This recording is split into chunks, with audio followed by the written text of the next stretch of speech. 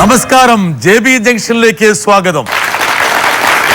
പിന്നണി ഗാനരംഗത്ത് തനതായ ശബ്ദവും ഇടവും കണ്ടെത്തിയ ശ്വേത മലയാളം വിട്ട് മറ്റ് ഭാഷകളിലേക്ക് ചേക്കേറുകയാണ്.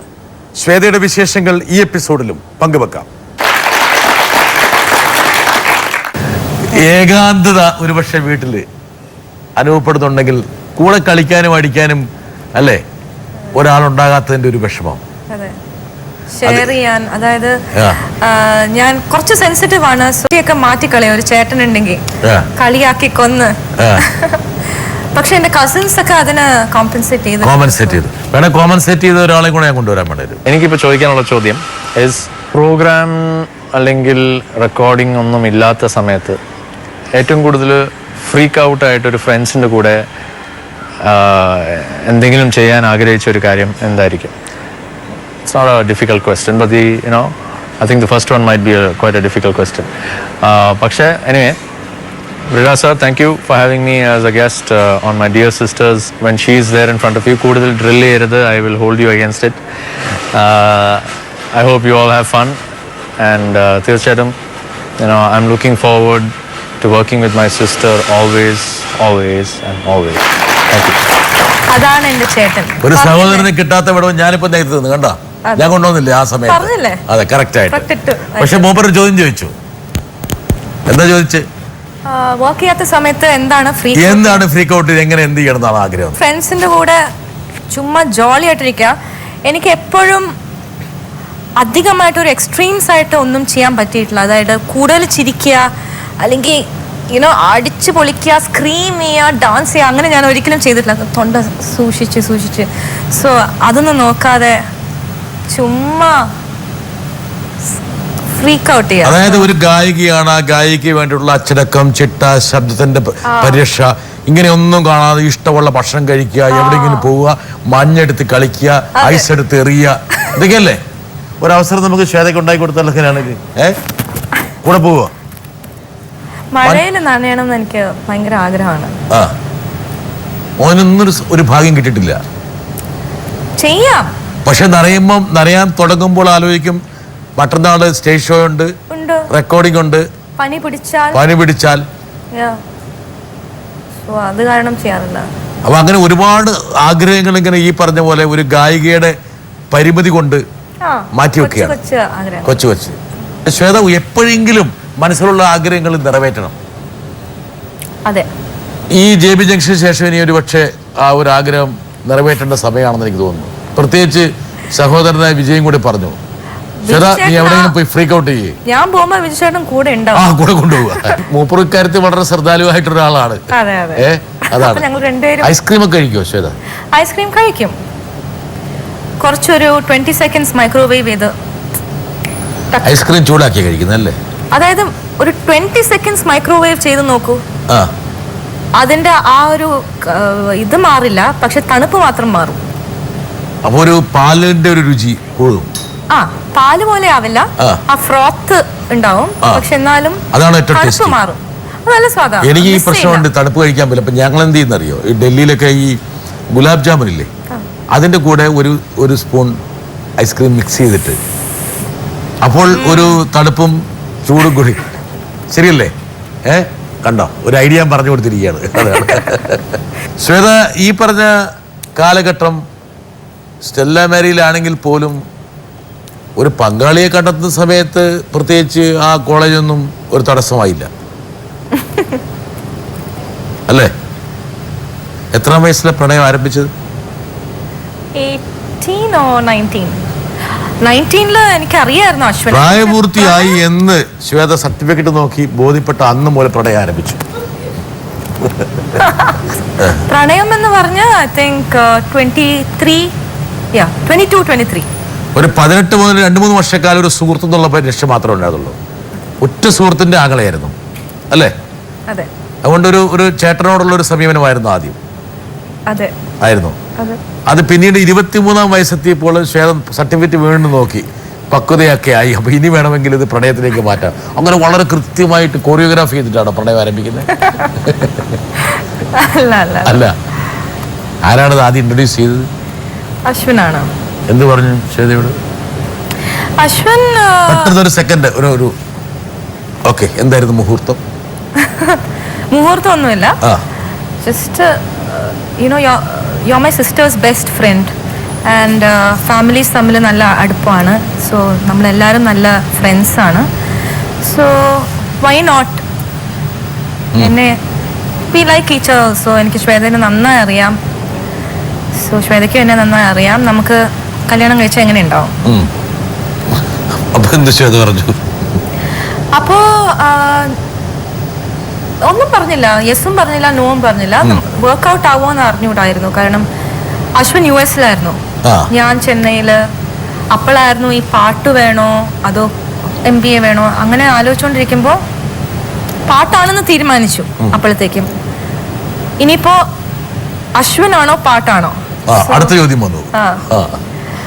സോ പാമ്പും കോണി പോലെ ടൈം ഞാൻ ഓൾറെഡി പാടി തുടങ്ങി, കുറച്ച് ഫേമസ് ആയി തുടങ്ങി. അങ്ങനെ അശ്വിനോട് പറഞ്ഞില്ല, അശ്വിൻ 2-3 പ്രശ്നമുണ്ട്, ഞാൻ പാട്ട് തിരഞ്ഞെടുത്തിരിക്കുകയാണ്, അശ്വിനെ എനിക്ക് ഇഷ്ടം തന്നെയാണ്. അപ്പൊ അശ്വിൻ കാല് മാറി. അശ്വിൻ പറഞ്ഞു ഓക്കെ, ശ്വേതന്റെ പാഷൻ മ്യൂസിക് ആണ്, കണ്ടിന്യൂ ദാറ്റ്. ഓക്കെ, നമുക്കിത് വിടാം, വേണ്ട, you continue with your music എന്ന് പറഞ്ഞു. സോ അങ്ങനെ നമ്മള് പിരിയാൻ നോക്കി, കൂളായിട്ട് പറഞ്ഞു, കൂളായിട്ട് പിരിയാൻ നോക്കി. Ashwin was in A very good job, വളരെ ബിസി ആയിരുന്നു. ആൻഡ് ഇടയ്ക്കിടയ്ക്ക് ടെക്സ്റ്റ് ചെയ്യാൻ നോക്കി. അങ്ങനെ ബ്രേക്ക് ഒക്കെ എടുത്ത് ഇരിക്കായിരുന്നു. എനിക്കത് തീരെ പറ്റിയില്ല. കാരണം ലോകത്ത് എവിടെയാണെങ്കിലും എനിക്ക് പാടാം. ഓക്കെ, ഇവിടെ ഉള്ളപ്പോ സിനിമയിൽ പാടാം, പക്ഷെ അവിടെ ഉള്ളപ്പോ എന്തെങ്കിലും പാടാലോ, എന്തെങ്കിലും രീതിയിൽ പാടാം. സോ സ്വദേശത്ത് നിന്നുകൊണ്ട് ഒരു പാട്ടിന്റെ രംഗത്ത് ഒരു കരിയർ ബിൽഡപ്പ് ചെയ്യുന്ന പോലും സാക്രിഫൈസ് ചെയ്യാൻ ശ്വേത തയ്യാറായി. ബിക്കോസ് അശ്വിനെ പോലെ ഒരാളെ ഇനി എനിക്ക് കിട്ടുമോ? എല്ലാം കൊണ്ടും എനിക്ക് അശ്വിനെ ഭയങ്കര ഇഷ്ടമായിരുന്നു. So such A great man. So I chose Ashwin. And അതാണ് എൻ്റെ ലൈഫിൽ ചെയ്ത ഏറ്റവും ബെസ്റ്റ് ഡിസിഷൻ ആണെന്ന് എനിക്ക് തോന്നുന്നു. ഏറ്റവും ബുദ്ധിപരമായ ഒരു തീരുമാനം. വരട്ടെ. ഹസ്ബൻഡ് ആയതുകൊണ്ട് എനിക്ക് ചോദിക്കാനൊന്നുമില്ല, പക്ഷേ I speak about something she will never talk about otherwise. നമ്മുടെ വെഡ്ഡിങ് എൻഗേജ്മെന്റ് അന്ന് ശ്വേത എനിക്ക് വേണ്ടി ഒരു ഗിഫ്റ്റ് ഉണ്ടാക്കി. അതായത് ഒരു ഇംഗ്ലീഷ് പാട്ട് എഴുതി പാടി, അതായിരുന്നു എൻ്റെ ഒരു ഗിഫ്റ്റ്. അതിനെക്കുറിച്ച് ശ്വേത സംസാരിക്കാറുമില്ല, ആൻഡ് അതാരും കേട്ടിട്ടുമില്ല. ബിക്കോസ് വീട്ടിൽ 5-6 വർഷം മുമ്പ് ചെയ്തൊരു കുട്ടിക്കളി കാരണം അത് ആൾക്കാരെ കേൾപ്പിക്കാൻ കൊള്ളൂല എന്നൊരു തോന്നലുണ്ട് ശ്വേതയ്ക്ക്. പക്ഷെ ആ പാട്ട് കേട്ട് കഴിഞ്ഞ് ഞാൻ എപ്പോഴും പറഞ്ഞുകൊണ്ടിരിക്കുന്ന ഒരു കാര്യം, ആ കഴിവ് കളയാൻ പാടില്ല. ആൻഡ് എത്ര പാട്ട് പാടിയിട്ടുണ്ടെങ്കിലും ഈ ഒരു പാട്ട് മാത്രമേ ഉള്ളൂ where Shweta is communicating her message. അതുകൊണ്ട് ആ കഴിവ് കളയൽ. And I want JB Junction to play the song, ask her to speak about it, and hopefully ഇത് കണ്ട് she will have some inspiration to do work like this. ഒരു ഹോബിയായിട്ട് ചെയ്താലും മതി. പിന്നെ ഈ കഴിവിൻ്റെ ഏറ്റവും വലിയ ബെനിഫിറ്റ് എന്ന് വെച്ചാൽ എല്ലാ ഭാര്യമാരും ശ്വേതയെ പോലെ പറയേണ്ട കാര്യം ഇതുപോലെ പാട്ടായിട്ട് എഴുതി പറഞ്ഞാൽ വീട്ടിൽ വഴക്കം ഉണ്ടാവില്ല. മെഡിക്കലായിട്ടാ വെറുതെ അല്ല ശ്വേത വീണുപോയത്, അതാണ്. പ്രണയത്തിന്റെ മുഹൂർത്തത്തിൽ അശ്വര എഴുതി കൊടുത്താണോ അത്? അതെ, ആണ്. Okay okay.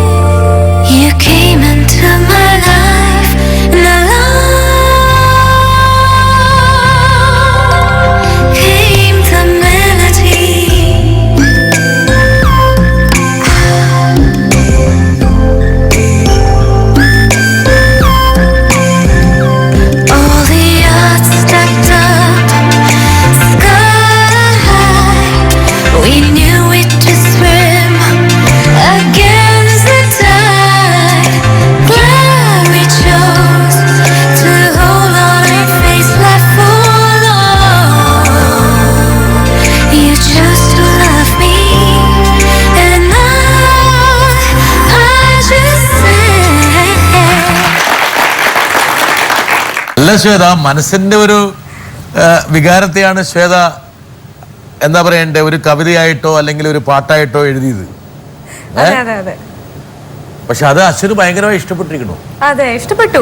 ഇഷ്ടപ്പെട്ടത് മാത്രമല്ല അശ്വിൻ പറയണെന്ന് വെച്ചാൽ you should start writing now.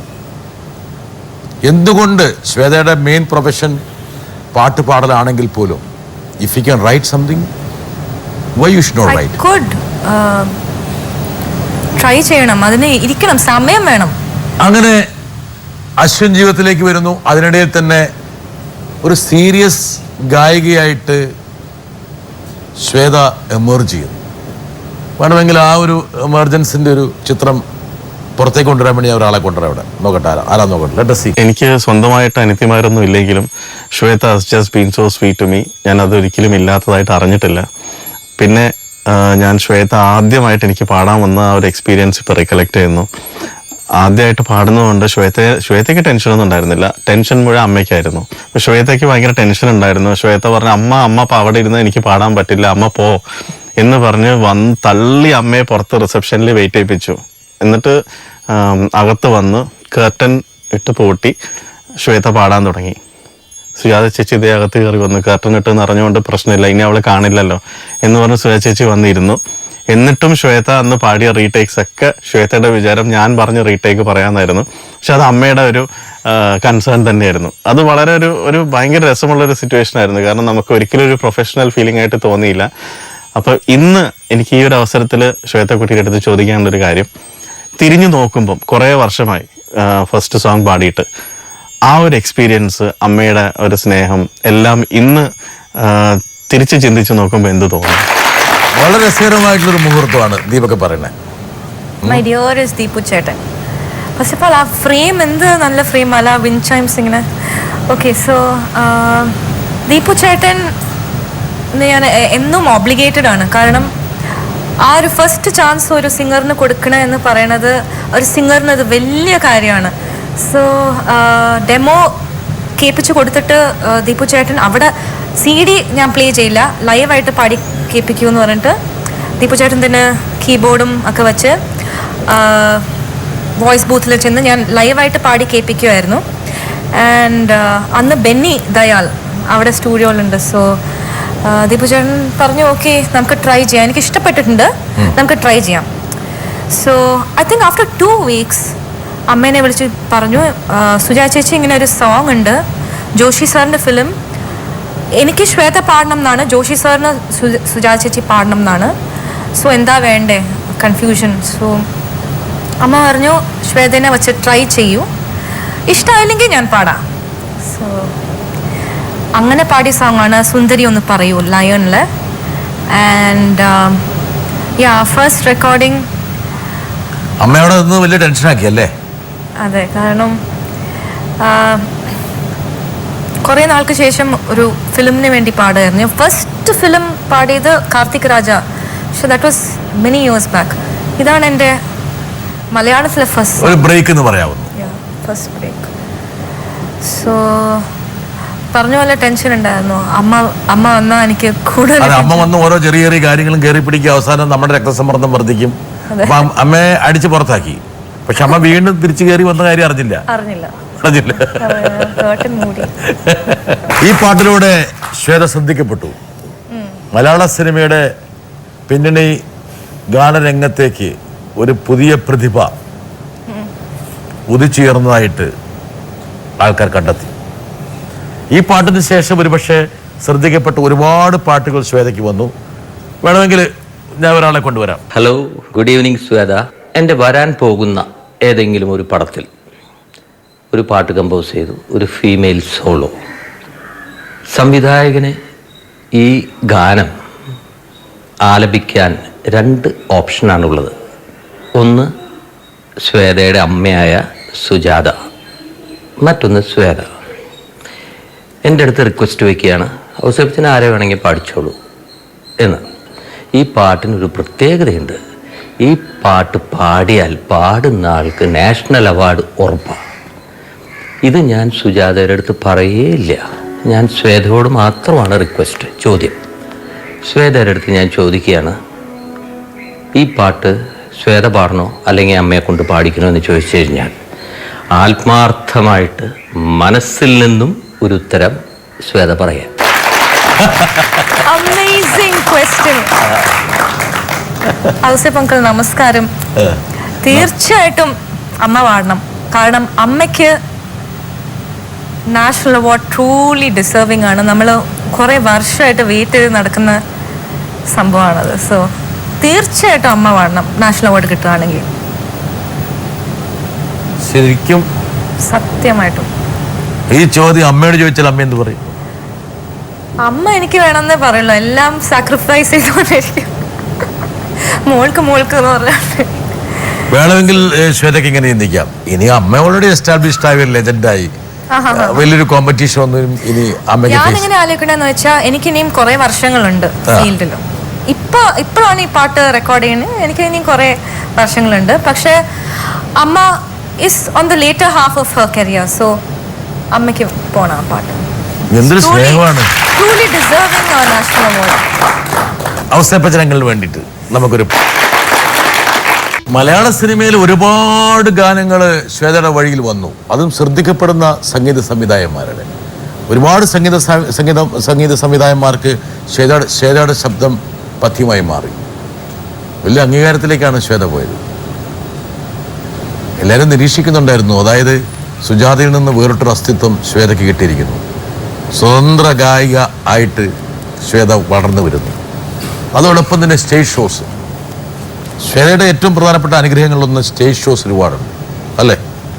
കൈ നിറയെ സ്റ്റേജ് ഷോസ്. സിനിമയിൽ പ്രശസ്തി കിട്ടും, പക്ഷെ പണം വരുന്നത് എവിടെയാണ് ശ്വേത? Stage shows. അത് രണ്ടും ആവോളം കിട്ടി.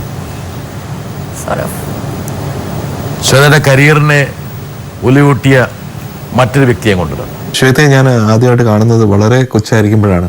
സുധു ചേച്ചിയുടെ മകളായിട്ട് ഞാനൊരു പക്ഷേ ഒരു ഇളയച്ചൻ്റെ സ്ഥാനത്ത് നിന്നാണ് അപ്പോൾ ശ്വേതയെ കണ്ടിട്ടുള്ളത്. പിന്നെ കാണുന്നത് ഒരു CD-യുമായിട്ട് എൻ്റെ അടുത്ത് വന്നിട്ട് ഈ പാട്ടൊന്ന് ജയൻ ചേട്ടൻ കേൾക്കണം എന്ന് പറയുന്നത്. അപ്പോൾ ഒരു ഗായികയാവാൻ ആഗ്രഹമുണ്ട് ശ്വേതയ്ക്കെന്ന് അപ്പോഴാണ് ഞാൻ മനസ്സിലാക്കുന്നത്. പിന്നെ പല പാട്ടുകളും എനിക്ക് വേണ്ടി പാടി ശ്വേത സ്വന്തം ഇരിപ്പിടം കണ്ടെത്തി ഒരു ഗായികയായിട്ട് എല്ലാവരും ആരാധിക്കുന്ന ഒരു ഗായികയായിട്ട് മാറിയിട്ടുണ്ട്. അപ്പോൾ ആ രീതിയിൽ ഞാൻ ഇടയ്ക്ക് പാട്ടുകൾ പറഞ്ഞു കൊടുക്കുമ്പോൾ ഞാൻ അധ്യാപകൻ്റെ റോള് എടുക്കാറുണ്ടെങ്കിലും എപ്പോഴും ശ്വേതയുടെ ഒരു വളരെ വലിയൊരു വെൽ വിഷറാണ് ഞാനെന്ന് ഞാൻ വിശ്വസിക്കുന്നുണ്ട്. ഒരു ആരാധകൻ ശ്വേതയുടെ സംഗീതത്തിൻ്റെ എന്ന് പറയാം. അപ്പോൾ ഇപ്പോൾ എനിക്ക് ശ്വേതയോട് ചോദിക്കാനുള്ളത്, ഇനി നമ്മൾ വർക്ക് ചെയ്യുകയാണെങ്കിൽ, നമ്മൾ ഒന്നിച്ച് വർക്ക് ചെയ്യണം, ഒരു സിനിമയിൽ ഒരു പാട്ട് വർക്ക് ചെയ്യുകയാണെങ്കിൽ ഏത് ടൈപ്പ് ഓഫ് സോങ്ങാണ്, ഏത് ജോണറിലുള്ള സോങ് ആയിരിക്കും ശ്വേതയ്ക്ക് പാടാൻ ആഗ്രഹമുള്ളത്? ഏത് ജോണറ, ഏത് മേഖലയിലുള്ള പാട്ടായിരിക്കണം? ശ്വേതയ്ക്ക് ആഗ്രഹങ്ങളില്ലേ? ഒരുപാട് മെലഡി പാടി, ഒരുപാട് അത് പാടി, അടിപൊളി പാടി, എല്ലാം പാടി, എനിക്ക് ഈ ഒരു ലെവലിലേക്ക് ഒരു പാട്ട് പാടണമെന്ന് ആഗ്രഹമുണ്ട് എന്ന് വിചാരിച്ചാൽ എം ജയേന്ദ്രൻ ചോദിക്കുന്ന ചോദ്യത്തിന് എന്ത് മറുപടി ആയിരിക്കും നൽകുക? ജയൻ ചേട്ടൻ്റെ മ്യൂസിക്കിൽ ഡെഫിനറ്റ്ലി ഒരു semi classical, I think master ക്രിയേറ്ററാണ്. Semi classical, I mean master musician. ഞാനും വളരെയധികം അഡ്മയർ ചെയ്യുന്ന, വളരെയധികം എന്താ പറയുക, എൻ്റെ ഗോഡ് ഫാദറാണ് ജയൻ ചേട്ടൻ. So semi classical song. ഒരു സെമി ക്ലാസിക്കലാണ് ഒരു പക്ഷേ ജയേന്ദ്രൻ്റെ കൂടെ പാടാൻ ആഗ്രഹമുള്ളൊരു പാട്ട്. ജയൻ ചേട്ടൻ ആണ് ഞങ്ങളുടെ രണ്ടുപേരുടെയും കരിയർ ഫോം ചെയ്ത് തന്നെ. ആ വലിയൊരു ബ്രേക്ക് കോലക്കുഴലിലൂടെ, പിന്നെ അത് കഴിഞ്ഞ് പ്രിയനു മാത്രം, കൂവരങ്കിളി. സോ നമുക്ക് അതിൽ നിന്ന് ഒരു പാട്ട്, ഒരു പക്ഷേ കോലക്കുഴിയിൽ ഒന്ന് പാട്ട്. ഈ പാട്ട് വന്ന ശേഷം പിന്നീടുള്ള എല്ലാ സ്റ്റേജ് ഷോസിലും ഒരു പക്ഷേ ഈ പാട്ട് പാടണമെന്നുള്ള ആവശ്യമാണ് വന്നത്. എനിക്കൊന്ന് ഒരു 10-200 സ്റ്റേജ് ഷോസിലെങ്കിലും ഇത് ശ്വേത പാടിയിട്ടുണ്ടാവും അല്ലേ ഈ പാട്ട്? അത്രത്തോളം ഡിമാൻഡായിരുന്നു ഈ പാട്ടിന്. ഒരുമാതിരിപ്പെട്ട എല്ലാ സ്റ്റേജ് ഷോസിലും ഞാൻ തന്നെ അറ്റൻഡ് ചെയ്തൊരു 4-5 ജനത്തിൽ ഈ പാട്ട് തന്നെയാണ് വന്നത്. അത്രത്തോളം ഇമ്പാക്റ്റ് ഈ പാട്ടുണ്ടാക്കി. തമിഴിലേക്കുള്ളൊരു പോക്ക്, തമിഴിലും സൈമൾട്ടേനിയസ് ആയിട്ട് ശ്വേത ഒരുപാട് നല്ല പാട്ടുകൾ രാജാ സാഹിബിൻ്റെ ഒപ്പവും റഹ്മാൻ സാഹിബിൻ്റെ ഒപ്പവും ഒക്കെ പോയി. എന്താണ് തമിഴിലൊരു അനുഭവം Shweta? Comfortable there actually? Absolutely. ഞാൻ ജനിച്ചത് വളർന്നതൊക്കെ ചെന്നൈയിലാണ്. സോ തമിഴ് എനിക്ക് വളരെ പരിചയമുള്ള ലാംഗ്വേജാണ്. പിന്നെ രാജാ സാറിൻ്റെ ആക്ച്വലി ഞാൻ ഫസ്റ്റ് പാടുന്നത് Tamil song, but break was Malayalam, Mandarappoo Mooli, Vinodayathra. So അതിനുശേഷം രാജാ സാർ ഞാൻ കൂടുതൽ പാടിയിരിക്കുന്ന മലയാളത്തിലാണ്, സത്യൻ സാറിൻ്റെ മൂവീസിന്. രാജാ സാർ, പിന്നെ റഹ്മാൻ സാർ പറഞ്ഞ പോലെ ഒരു 3-4 വർഷത്തോളം അവിടെ കോറസ് ഇതൊക്കെ പാടി, ബാക്കിംഗ് വോക്കൽസ് ഒക്കെ പാടി. അങ്ങനെ ചില ട്രാക്സ്, അതായത് സാർ കമ്പോസ് ചെയ്യുമ്പോൾ പാടിക്കൊടുക്കുന്ന ട്രാക്സ് ഓക്കെ ആയ ട്രാക്സാണ് ഇപ്പോൾ കേട്ട എന്തിരനിലെ ബൂം ബൂം റോബോഡാ ആൻഡ് ഇന്നും കൊഞ്ചം നേരം ആൻഡ് അങ്ങനെ റഹ്മാൻ സാറിന് വന്ന ട്രാക്സ് ഒക്കെ അങ്ങനെ ഉണ്ടായ ട്രാക്സാണ്. ഇളയരാജയോടുള്ള വർക്ക് ചെയ്യുന്നതിൻ്റെ ഒരു പ്രത്യേകത, ഓരോ സംഗീത സംവിധായകനും പ്രത്യേക രീതികളാണ്. രാജാ സാഹിബിനോട് എനിക്ക് തോന്നുന്നു മലയാളം പാട്ടുകളാണ് ആദ്യം പാടി അല്ലേ? വിനോദയാത്രയിലെ പാട്ടല്ലേ? ഒന്ന് അത് പാട്ടൊന്ന്.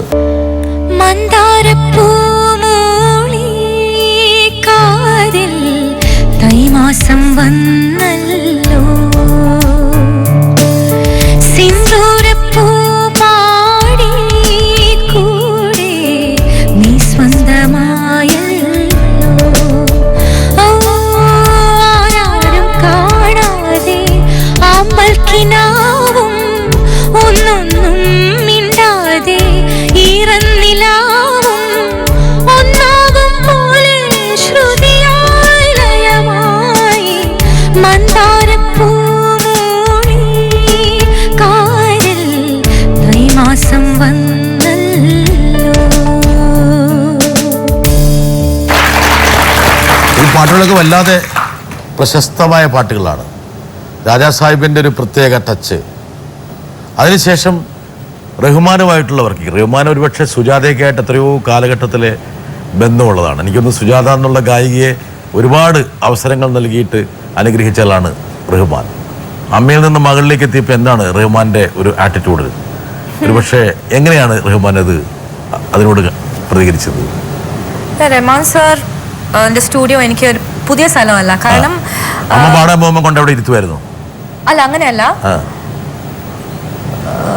ബോംബെ എന്ന സിനിമയ്ക്ക് വേണ്ടി ചിൽഡ്രൻസ് കോറസ് കുച്ചി കുച്ചി രാക്കമ്മ, അതിനു വേണ്ടിയും പിന്നെ ഇന്ദിര എന്ന സിനിമയ്ക്ക് വേണ്ടി ഹേ അച്ഛം അച്ഛം മില്ലൈ, ആ പാട്ടിനൊക്കെ ഞങ്ങൾ ചിൽഡ്രൻസ് കോറസിന് അവിടെ പാടുമായിരുന്നു. So actually my first recording in front of a mic Rahman സാറിന്റെ സ്റ്റുഡിയോയിലായിരുന്നു.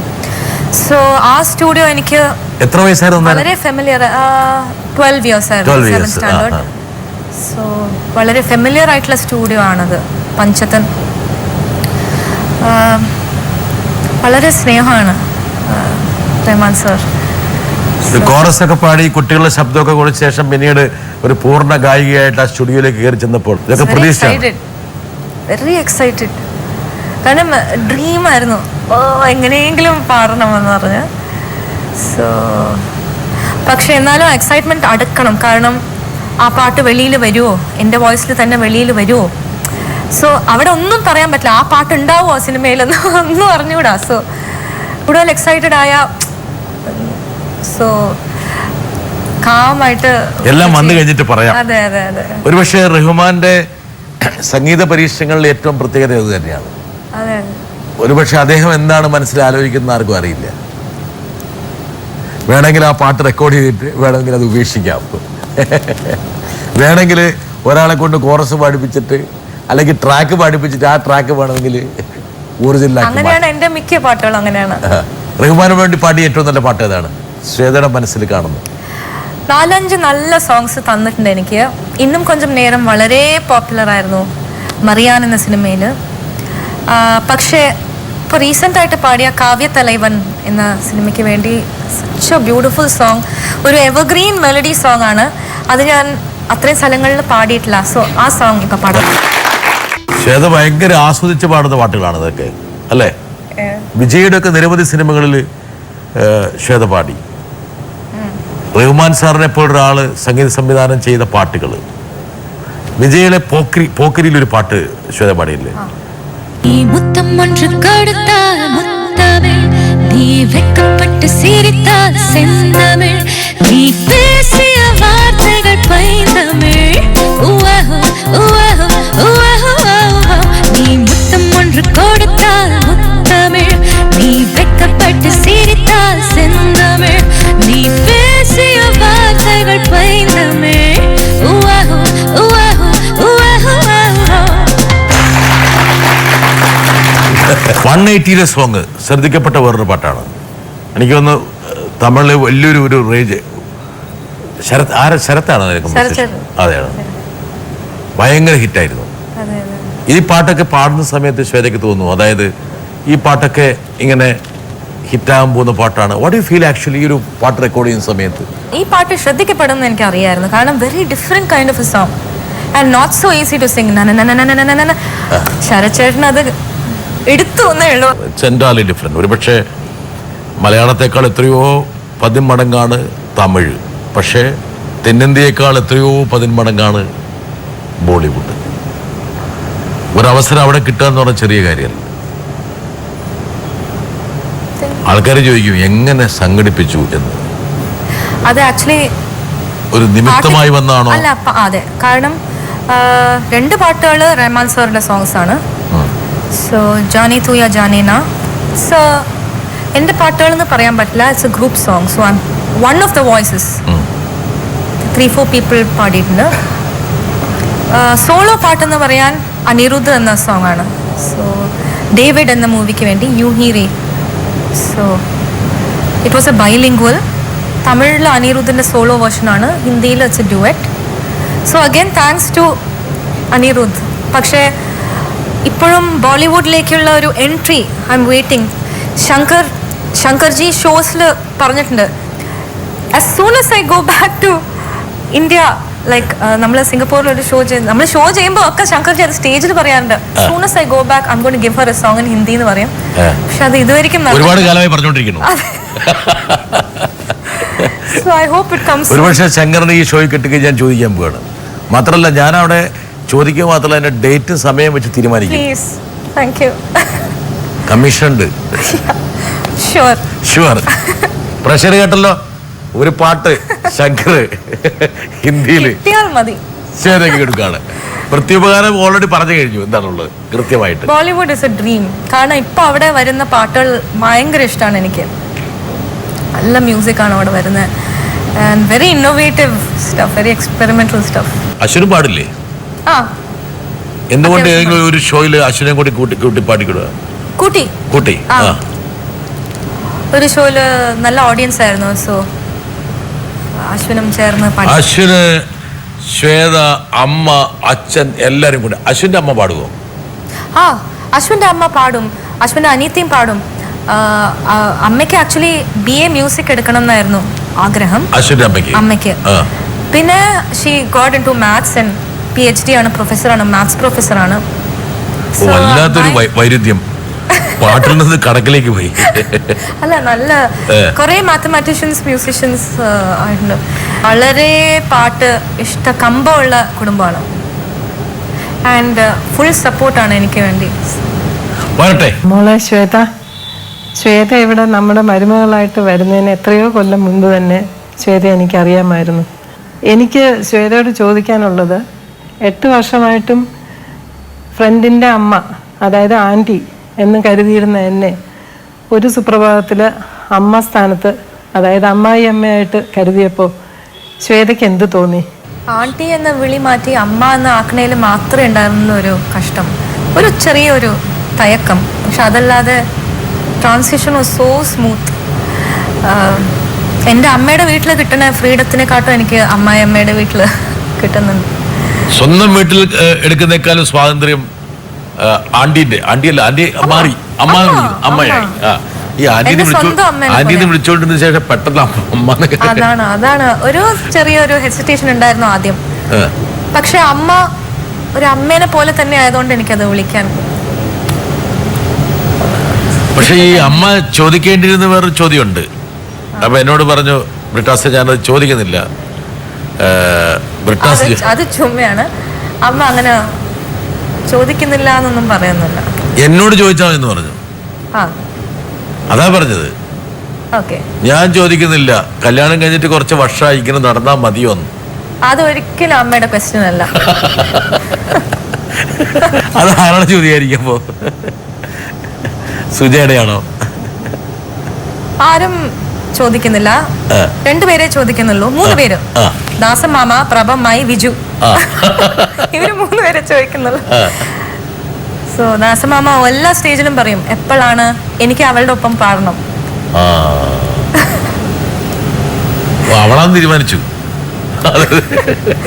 സോ മോളാണെങ്കിൽ കൂടെ പാടണം, ഡ്യുവറ്റ് പാടണം. നമുക്ക് ഈ വിഷയം ചർച്ച ചെയ്യാം.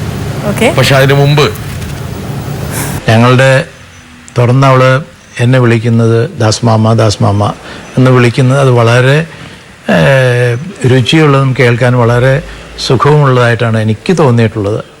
കാരണം അങ്ങനെ ഒരു രീതിയിലാണ് ആ കുട്ടികൾ വളർന്നു വന്നിട്ടുള്ളത്.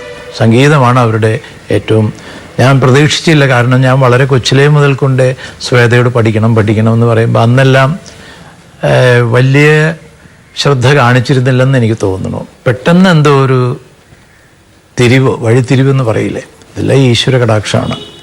അങ്ങനെയാണ് ശ്വേത ഈ നിലയിൽ വളർന്നുകൊണ്ടിരിക്കുന്നത്. ഞാൻ വളർന്നു എന്ന് പറയില്ല, വളർന്നുകൊണ്ടിരിക്കുന്നത്.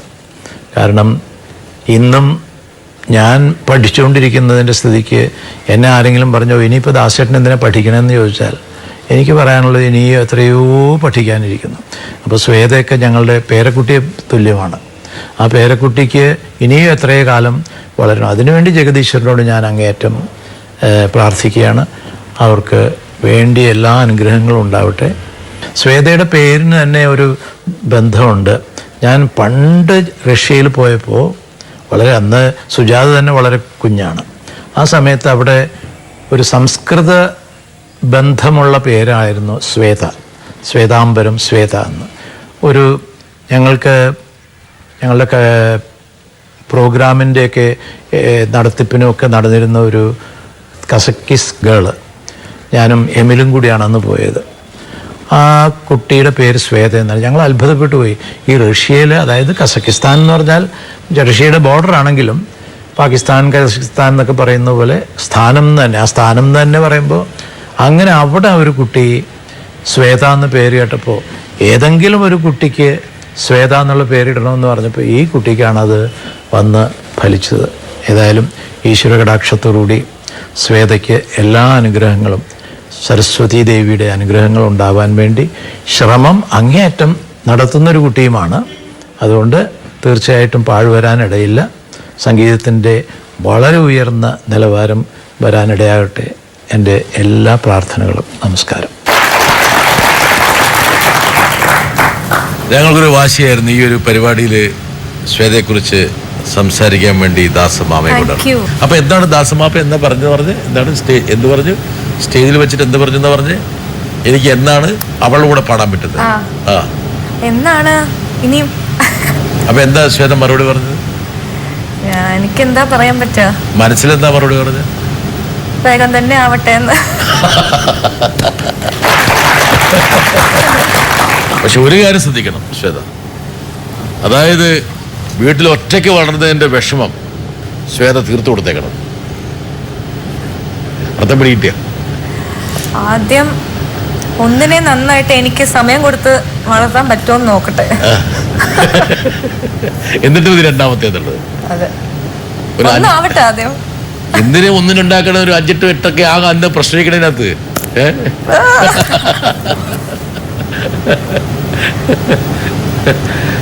ശ്വേത, പിന്നെ പാട്ടൊക്കെ കൂട്ടി വെക്കാം. ഒരുപക്ഷെ പാട്ട് പരിപോഷിപ്പിക്കപ്പെടും എന്ന കാരണം എപ്പോഴും ട്രെയിനിങ് ആയിരിക്കും ഇത്, പല രീതിയിലുള്ള. അതെ, ശ്വേതയുടെ പാട്ടിന്റെ ഒരുപക്ഷെ ഒരുപാട് പാട്ടുകളുണ്ട്. നമുക്ക് ഒരു അഭിമുഖ പരിപാടിയിൽ ഒതുക്കാൻ കഴിയാത്തത്ര ശ്രദ്ധേയമായൊരു പാട്ടുകളുണ്ട്. ഈ അടുത്ത ഇറങ്ങിയ നിർണായം എന്നുള്ള സിനിമയിൽ പോലും ശ്രദ്ധേയമായൊരു പാട്ടുണ്ട്. ഒരുപക്ഷെ ഈ അഭിമുഖം നമുക്ക് നിർണായകത്തിൽ നമുക്ക് അവസാനിപ്പിക്കാം. നിർണായകമായിട്ടൊരു മുഹൂർത്തമാണ്. ഒട്ടേറെ പാട്ടുകൾ ഇനിയും ഒരുപാട് നിർണായക ഘട്ടത്തിൽ ഉണ്ടാകട്ടെ എന്ന് നമ്മൾ ആശംസിക്കുന്നു. ആ ഒരു പാട്ട്. Thank you.